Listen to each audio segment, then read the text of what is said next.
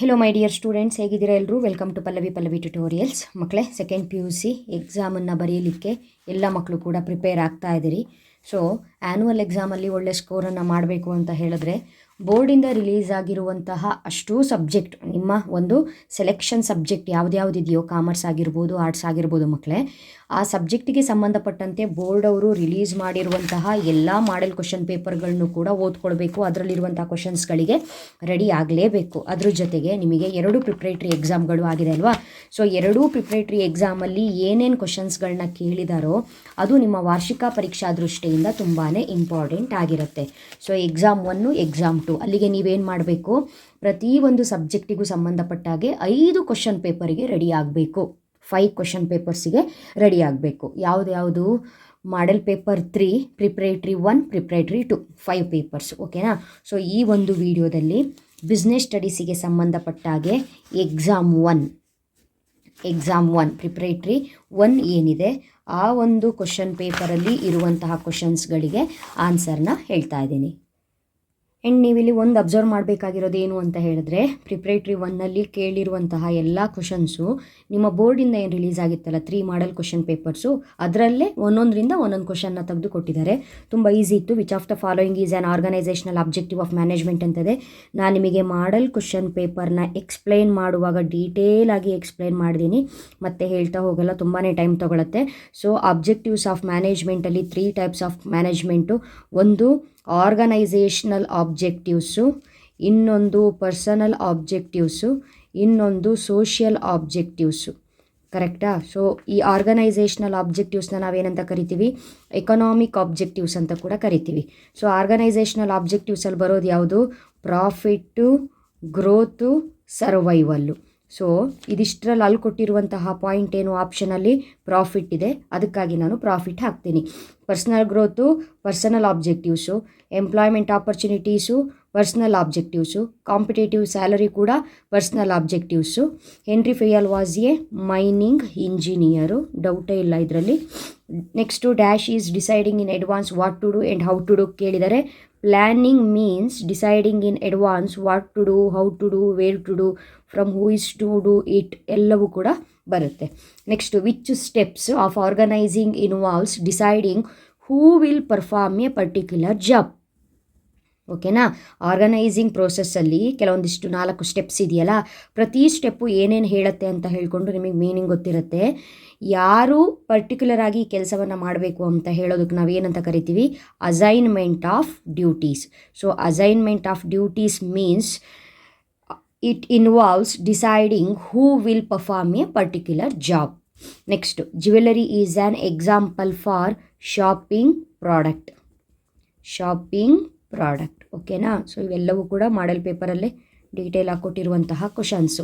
Next, fill in the ಬ್ಲ್ಯಾಂಕ್ಸಿಗೆ ಬಂದರೆ very easy. Gangplank is used in the case of emergency ಕೊಟ್ಟಿದ್ದಾರೆ ಅವರೇ, emergency ಅಂತ ಬರೀರಿ. Next dash is developed for a one time event ಅಂತ ಇದೆ. Single use ಪ್ಲ್ಯಾನ್ನ ನಾವು ಒಂದು ಸಲ ಏನು ಇಂಪ್ಲಿಮೆಂಟ್ ಮಾಡಿದ್ರ ಮೇಲೆ ಮುಗೀತು, ಮತ್ತದು ಯೂಸ್ ಮಾಡೋಕ್ಕೆ ಬರಲ್ಲ. Dash is an incentives offered over and above the wages salary to the employees ಅಂತ ಇದೆ. ಸೊ ಬೋನಸ್ ಏನಾಗುತ್ತೆ? ಇನ್ಸೆಂಟಿವ್ಸ್ ಆಗುತ್ತೆ. Finance used for the business activities is called ಏನಂತ ಕರಿತೀವಿ? ಬಿಸ್ನೆಸ್ ಫೈನಾನ್ಸ್ ಅಂತ ಕರಿತೀವಿ. ಕೊಟ್ಟಿದ್ದಾರೆ ಅವರು ಬಿಸ್ನೆಸ್ ಫೈನಾನ್ಸ್ ಅಂತ. Next 10th one, dash offering products at less than list price ಅಂತ ಇದೆ.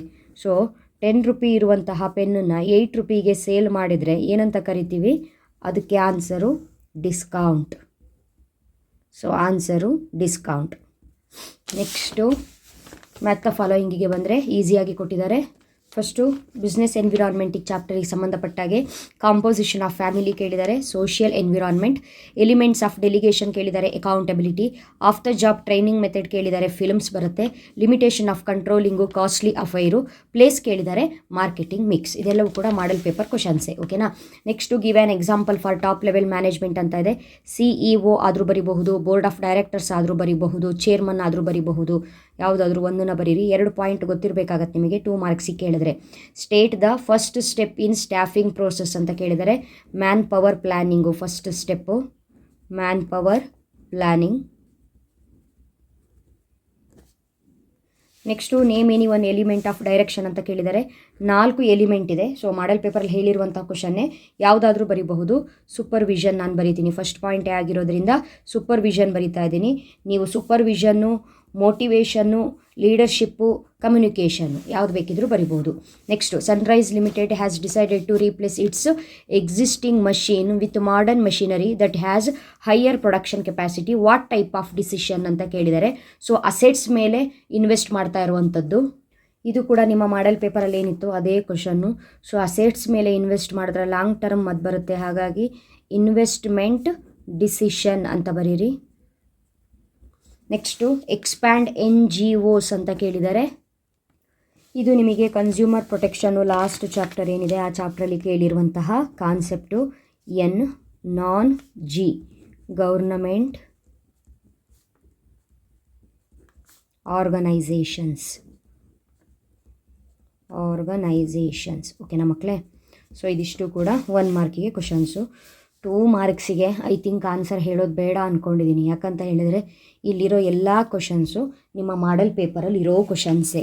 ಆಲ್ರೆಡಿ 3 ಮಾಡೆಲ್ ಪೇಪರಲ್ಲಿ ಕ್ವಶನ್ಸ್ಗಳನ್ನ ನೋಡ್ಕೊಂಡಿರ್ತೀರಿ ಇಲ್ಲಿ ನೋಡಿ, ಹೌದಾ. ಡಿಫೈನ್ ಮ್ಯಾನೇಜ್ಮೆಂಟ್ ಅಂದರೆ ಒಂದೊಂದು ಪೇಪರಲ್ಲಿ ಒಂದೊಂದು ಕ್ವಶನ್ಸ್ಗಳನ್ನ ಕವರ್ ಮಾಡಿದ್ದಾರೆ.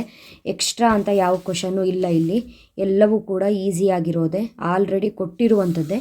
ಮತ್ತು ಎಗೈನ್ ಮತ್ತು ಅದನ್ನು ಹೇಳ್ತಾ ಹೋಗಲ್ಲ, ಸುಮ್ಮನೆ ಟೈಮ್ ವೇಸ್ಟ್ ಆಗುತ್ತೆ. ಇದಿಷ್ಟು ಕೂಡ ನಿಮ್ಮ ಪ್ರಿಪ್ರೇಟ್ರಿ ಪೇಪರ್ 1ನಲ್ಲಿ ಇರುವಂತಹ ಕ್ವಶನ್ಸ್ಗಳು, ಓಕೆನಾ. ಸೊ 4 ಮಾರ್ಕ್ಸು 8 ಮಾರ್ಕ್ಸು ಕ್ವಶನ್ಸ್ ಎಲ್ಲ ಏನೇನಿದೆ.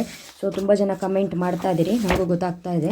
ನಾನು ಏನು ಮಾಡ್ತೀನಿ ಅಂತ ಹೇಳಿದ್ರೆ ಪ್ರಿಪ್ರೇಟ್ರಿ ಪೇಪರಿಗೆ ಆನ್ಸರ್ ಹೇಳಿದ ನಂತರ ನಿಮ್ಮ 4 ಮಾರ್ಕ್ಸು ಮತ್ತು 8 ಮಾರ್ಕ್ಸಿನ ಇಂಪಾರ್ಟೆಂಟ್ ಕ್ವಶನ್ಸ್ ಯಾವುದು, ಅದಕ್ಕೆ ಆನ್ಸರ್ ಏನು ಅನ್ನೋದನ್ನು ಹೇಳ್ತೀನಿ. ಸೊ ಆನ್ಸರಿಗೆ ವೆಯ್ಟ್ ಮಾಡ್ತಾ ಇರುವಂತಹ ಮಕ್ಕಳಿಗೆ, ಓಕೆನಾ. ಸೊ ಇದು ಪ್ರಿಪ್ರೇಟ್ರಿ ಪೇಪರ್ 1ನಲ್ಲಿ ಇರುವಂತಹ ಕ್ವಶನ್ಸು. ಎಲ್ಲರ ಹತ್ರನೂ ಕೂಡ ಪೇಪರ್ ಇದೆ, ಹಾಗಾಗಿ ಪೇಪರ್ನ ಮಿಸ್ ಮಾಡ್ಕೋಬೇಡಿ.